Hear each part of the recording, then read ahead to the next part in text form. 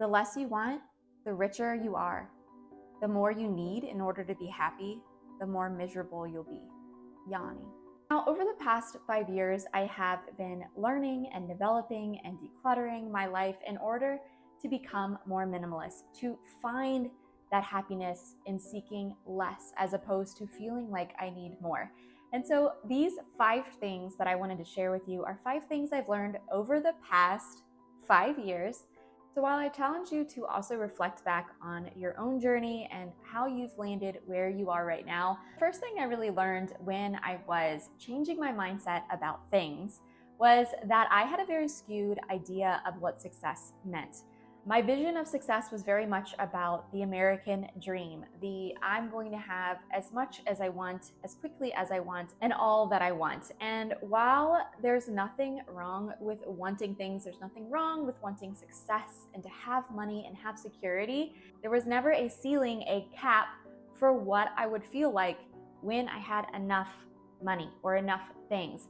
And when you think like that, you are constantly buying things. You're constantly searching for the next best thing, never being able to really feel the comfort of saying, oh, okay, I have everything I need. You're constantly seeking, and that seeking feeling is not a great one. I very much felt like I was out of control. My spending was out of control, my buying was out of control, and I couldn't say no to myself. I felt like every time I went in the store, every time I went online, I had to buy something because I felt like if I was successful, I'd have the money to buy whatever I wanted. And so that really started changing when I realized that I had so many things in my house that I didn't actually even use, look at, knew I had it.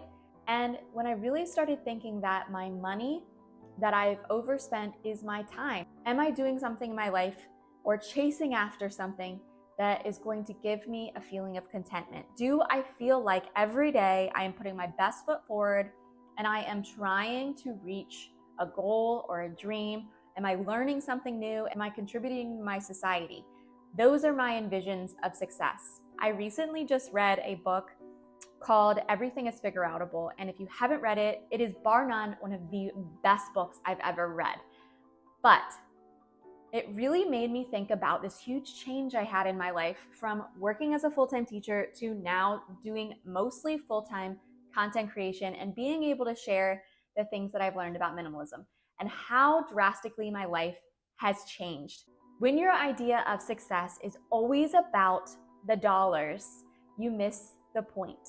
Now, if you can't change your job or your situations with your career are the way they are and you feel stuck, then at least start chasing after a hobby or a different goal parallel to your job. I know that's what I did first. I didn't just quit my job and run away to be a content creator and to be able to share everything I learned. I created it as a hobby first, not thinking I would ever be able to have this as my real job, but it was something that I enjoyed so much that I really wanted and had a passion for sharing things about minimalism that I chased after it anyway. And who knows, you might turn your hobby into a successful career down the road if you really start putting in your time and effort to what makes you feel successful. How is your idea of success going to change? If you haven't yet joined a minimalist community like this one at Minimalize, then go ahead and hit subscribe and you'll get tons more information about how to live a minimalist life, about how to declutter your house and organize and get you where you want to be, where you can start chasing some of those other dreams. And if you're already on a decluttering journey, then please throw a heart emoji down below and let us know that we're all in this journey together. So something else that really outside the box happened because of minimalism is it really improved my relationship with my husband and with my daughter. So while those things, minimalism, getting rid of things, and actually building something like a better relationship don't necessarily seem like they are completely linked, what I will say is that minimalism helped me get rid of a lot of barriers and be able to actually work on myself a lot more. And in turn, being happier with myself, being more content with a simpler life, and not always feeling like I needed to compete, keep up, or even just feeling like I wasn't enough. When I started to get away from those images of myself and I really started to feel more at peace with who I was and be able to learn more about myself, it actually was a domino effect and helped me to spend more time with my husband and seek out those minutes in the day that we might have in order to talk and look at each other and pay more attention to each other. Because minimalism, while it is in its core getting rid of things and being able to live easier, simpler life, minimalism made me stop and question things. Where was I putting my time and effort? Was I putting it into buying and storing all of these things, or was I really putting my time and effort into the people that is the whole reason why I was buying all these things? So the third thing I started to mention a little earlier, and that is quitting my full-time job. And so while I am still a sub in the system and I do go and sub in classrooms, I have quit my full-time job as a classroom teacher. And there are many reasons. I'd probably have to make a whole video about this, about why I quit. So if you're interested, you can put a comment below. But it really showed me that there were so many years where I remember speaking to my husband and being like, I don't know what I should be doing, but I feel like this doesn't fit right. Like, I enjoy teaching, I love teaching kids, but something just isn't quite right. And I could never figure out what it was.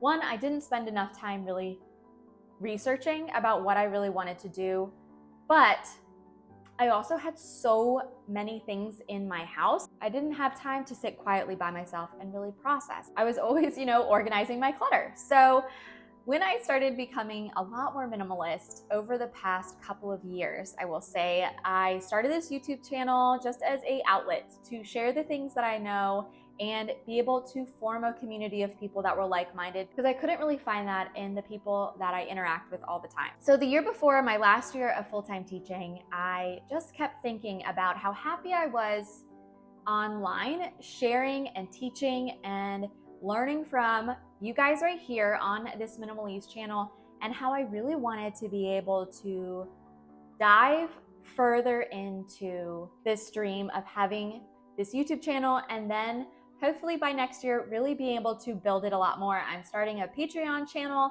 and I'm working on creating whole classes that you guys can take in order to declutter and organize and live more minimal in a much deeper, more personal way.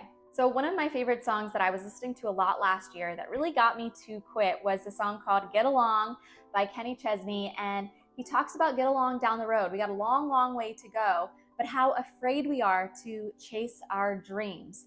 And I felt like that was very much me.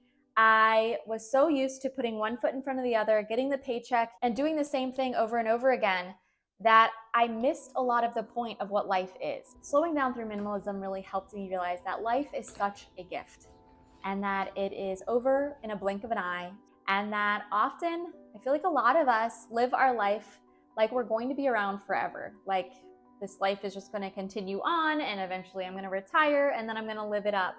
But not all of us get that. Not all of us get that long time at the end of our life to really be able to enjoy it.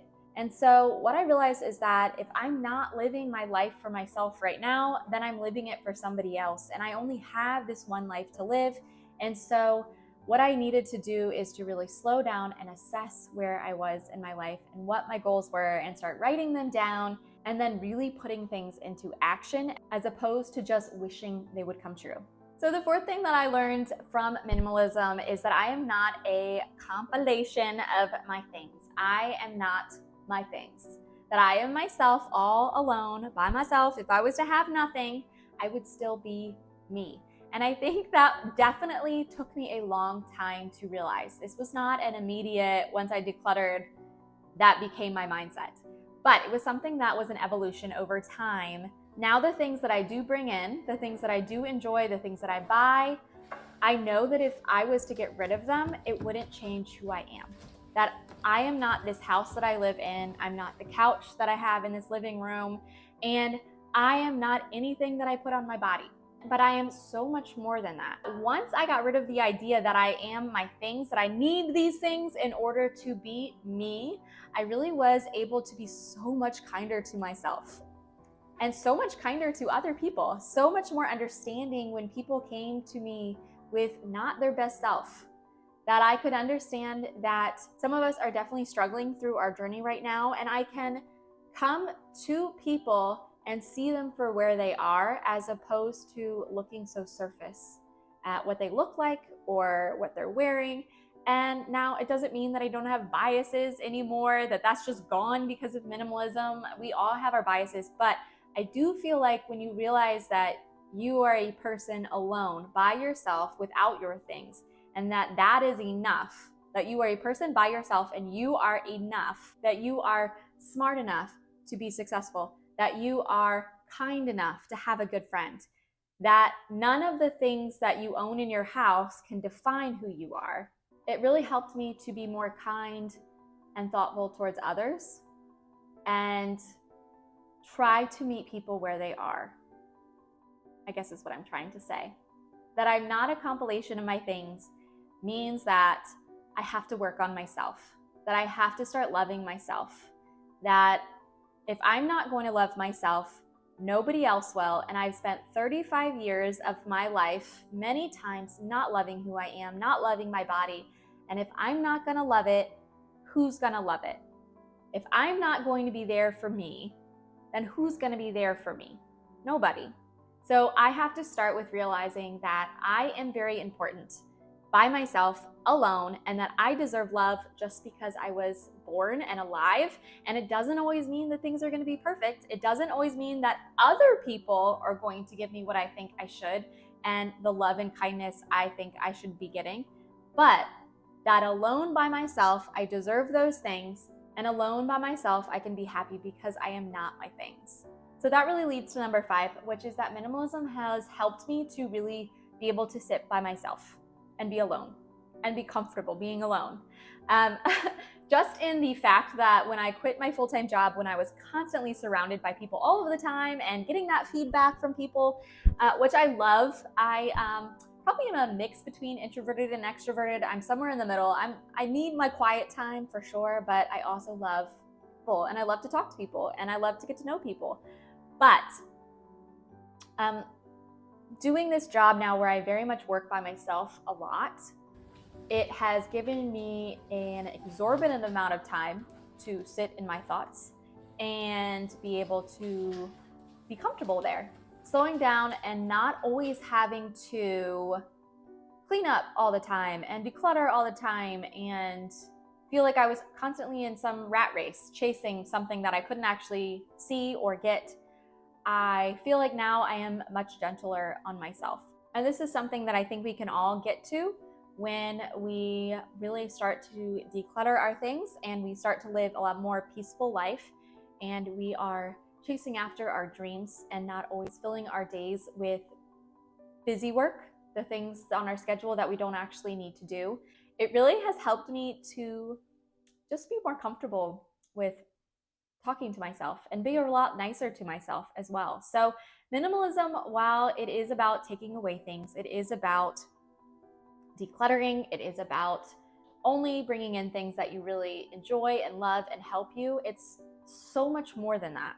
It's so much more than just taking away things, because once you take away the things, you have all of this free time that you either just, I don't know, start refilling your house with, or you start realizing that there is a lot of things that you probably need to work on with yourself. And that's where I was. So over the past 5 years, it's really taught me that I had a lot of things I was struggling with that I never knew because I had a wall up against them, a physical wall of things. And once that physical wall was down, I had a lot more time that I had to really take a good look at myself in the mirror and assess the things that I needed to change.